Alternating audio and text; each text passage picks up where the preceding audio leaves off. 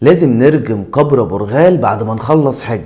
تعالوا نعرف قصة أبو رغال، أشهر خائن في التاريخ.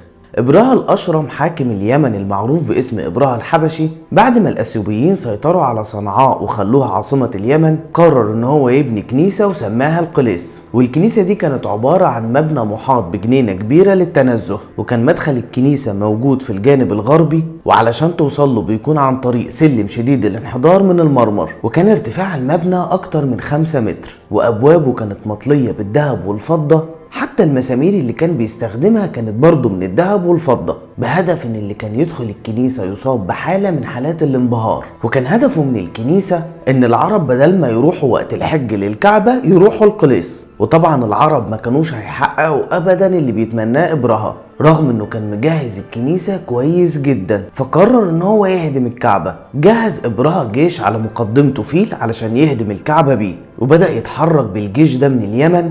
وعلشان جيشه كان من الأحباش، فهم ما كانوش يعرفوا طريق الوصول للكعبة، وكانوا محتاجين دليل عربي يعرفهم الطريق. وكان كل ما يعرضوا فلوس على حد مقابل انه يعرفهم الطريق كان بيرفض يدلهم، لحد ما وافق أبو رغال، وكان هو دليلهم العربي علشان يوصلوا للكعبة. وطبعا كلنا عارفين النهاية الشهيرة لإبرهة وجيشه، وإن ربنا سلط عليهم جماعات من الطير بتحمل حجارة من طين طبخت بنار جهنم، قضت عليهم قبل ما يقربوا للكعبة. طب وأبو رغال؟ أي حد كان من وجهة نظر العرب خاين كانوا بيطلقوا على طول عليه أبو رغال. ومش بس كده، ده كان من ضمن شعائر العرب بعد انتهاء الحج انهم يرجموا قبر أبو رغال، وده كان في الفترة قبل ظهور الإسلام. واكيد هيجي على بالك سؤال، ايه اللي حصل للقليس؟ احب اقولك ان في الوقت الحالي مش باقي في موضعها غير حفرة وشوية شجر. وهيئة التعاون الاهلي للتطوير سنة 1976 عملت عليهم سياج، وغرفة القليس نفسها هي حاليا مكبل النفايات في حارة القطيع قريب من مسجد نصير داخل المدينة القديمة في غربي قصر السلاح. واكيد دي النهاية المنصفة لإبرهة والقليس وأبو رغال.